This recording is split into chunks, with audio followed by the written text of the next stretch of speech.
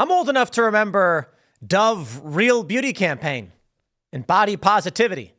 And now I'm kind of wondering if we should have just celebrated morbid obesity, because what we're getting now is horrifying and substantially worse. I saw this story in the Daily Mail. Andrea Ivanova, 26, says she has the world's biggest lips. Her lips are so big she can't even close her mouth. And it is horrifying. I feel bad for this woman. She is clearly suffering from some kind of psychological issue where she has an addiction to hurting herself. I want to stress this point, my friends. Do you know what pica is? Because I've mentioned it several times. I think it's a great example of psychological disorders, mental disorders. Pica is when someone eats things that are not food. There are people with a compulsion to eat hair. Some people eat pennies, whatever. Don't. And there's this more well-known story about the one who ate her hair, clumped up in her stomach, creating a blockage, and she had to get surgery to pull it out. And there are some people who instinctively peel their skin and eat their skin and just other horrifying things. This is no different. This woman has body dysmorphia and will never be satisfied. She will keep doing this. She has been warned by her doctors that if she does more, she could die. She keeps doing it. She says, my doctor said that it's very important to have filler in these areas, as if there is none, then over the years, my face will look aged. She's saying now that after she got the world's biggest lips, she got nose filler to make her nose bigger on the sides to even things out. She had the soluble substance injected into either side of her nose to avoid looking aged to preserve her youthful face.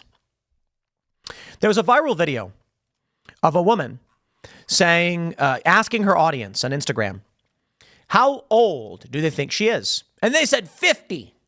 She was 26. Why? She got lip injections and fillers in her cheeks and in her nose and in her mouth. And so she looked like the weird scrunched face. Here's the thing.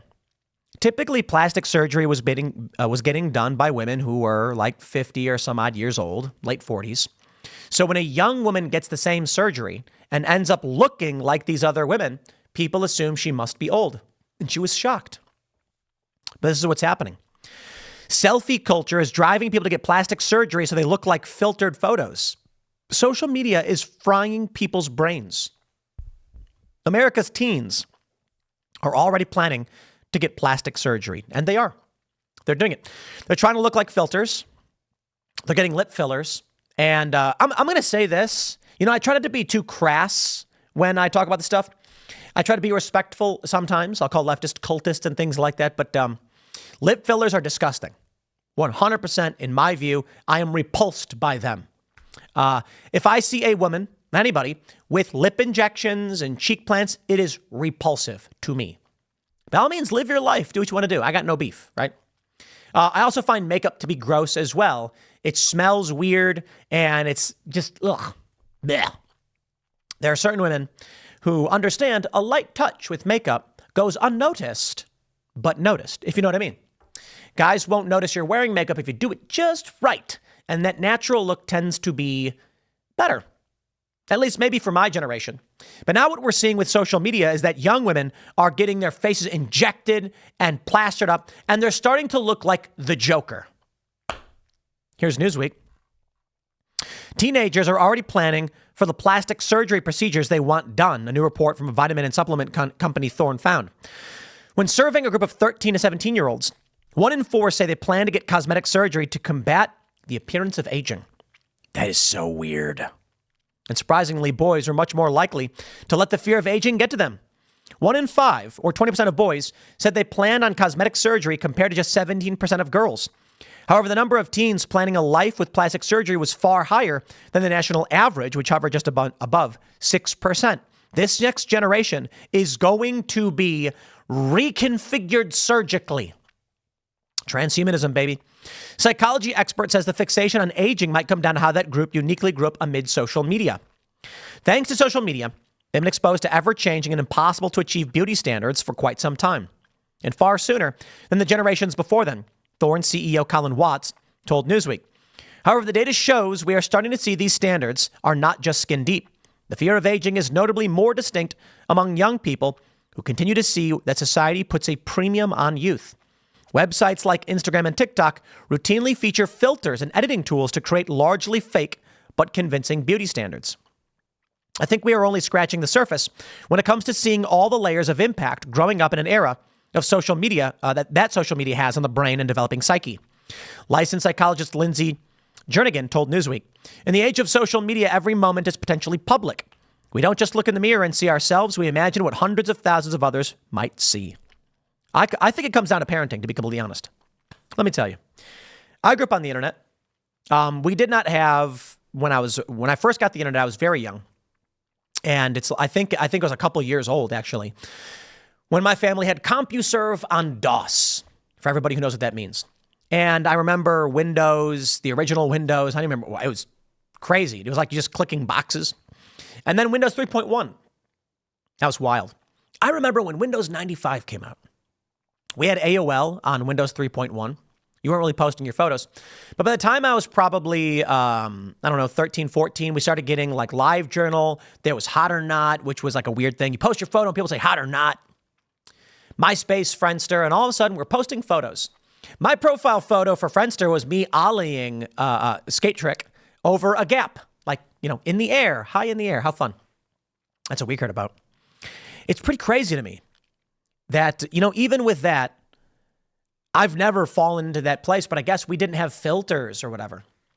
I suppose, maybe sports and notably skateboarding. I'm not saying skateboarding is the best for this, but I often talk about how if you were a skateboarder, one of the best life lessons is dropping in on a transition ramp. So Google search this, how to drop in. There's no real way to just learn how to do it. You just got to do it. And so for a period of skating, I could go up and down these ramps. That's right. A transition is where it transitions from vertical to horizontal. One day, I was like, I have to be able to drop in. That's where you put your tail on the edge and you just fall right into the ramp and you ride away. I'd never done it before. And I'm like, just got to do it. There's no sitting around. No one will help you. There's no cheating. It doesn't matter. And I fell. And I scraped my leg a little bit the first time. I got super excited, ran up, dropped right in. And I was like, I did it. There's no cheating. It's an accomplishment. I feel like those lessons that you get from a sport, be it martial arts or whatever, in that you have to just do your best and overcome yourself, helps you get past things like this. But the younger generation, and this is why I say I blame mostly the parents, they're not being given this lesson. They're being sent off to social media to just become filtered people. I like skateboarding a lot because there's no cheating. Oh, you can lie and say you did a trick, but sure, show me the footage. We film. Land the trick and film it and post it online. Otherwise, I don't believe you. So all you could really do was be your best, and you were that. But let me explain. If I claim that I can do a crazy trick, people are going to say, I don't know, where's the video? Show me the video. And it's happened. We call them posers. People would take a photo posing, and you could tell it was fake. You're posing, dude. You're posing on that ledge. That's not real. I think the original posing came from someone faking a nose blunt slide or something. I don't know a lot about it. The word poser was someone who posed for a trick. And that's what you were. So what does that mean for you? If you're out in the world and you want to be recognized as someone good and accomplished, you not only have to be able to do it, you got to film it too. You can talk big game all day and night, but people are just going to be like, yeah, I don't know, whatever. Show me the footage. And if you couldn't, you couldn't. What does that mean? It means everyone saw you for who you really were, no matter what you wanted to do. You could try, you could fake it, but if you can't do the trick, you can't do the trick, and everyone knows. That's it. There's no makeup, there's no surgery, there's no faking it. You can try and lie, it doesn't work. That's the lesson I get from skateboarding. So ultimately, it's just, you are who you are. You have to be who you are. People will make fun of you, they'll attack you for it, but you know who you are, and you know what you can do, and you know what you can't do, and you know what you look like. These young kids, I think many of them don't get this lesson, which needs to come from the parents and from real world activities. But they live their lives on social media, so they want to be something else. They can pretend to be something else online, and who can say otherwise? This precipitates, in my opinion, a collapse. People are going, or actually, I shouldn't say collapse, but an artificial selection, perhaps a natural selection created by our own behaviors. What's going to happen? The people who fake it, some of them will succeed, but mostly they won't.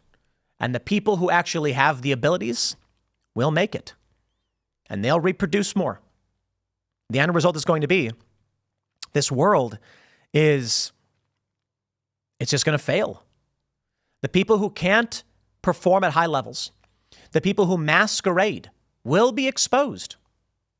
There was a funny ad where it was a beautiful man and woman, and their kids were all ugly. And it was something like, get plastic surgery. They're like, our plastic surgery is so good. And the idea was the woman got plastic surgery and she was nasty looking and the kids were all ugly. This poor woman, it was like a big scandal apparently because she was like, she didn't have surgery and she's like just a model. But they implied in the magazine that she was actually super ugly and got plastic surgery and she didn't realize it. I think she sued. I can't remember the story.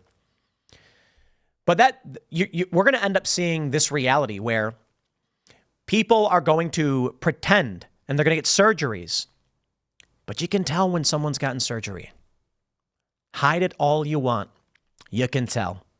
Now, obviously, this woman, you can tell she's gotten work done, not necessarily surgery.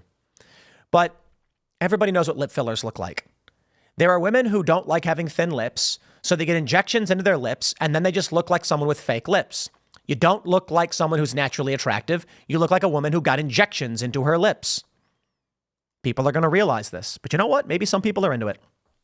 All in all, either humans begin to see through this, reject the fake, and the more realistic, the natural, the successful, the meritorious survive and reproduce, or we go transhumanist and people get crazy surgeries and just try to look like whatever they want to look like. And then their kids will need surgeries as well. And they'll say, don't worry, the kid will be ugly, but they'll get surgery. I wonder. Or maybe the machine takes over. I'll leave it there. Next segment's coming up at 8 p.m. over at youtube.com/TimcastIRL. Thanks for hanging out, and I'll see you all then.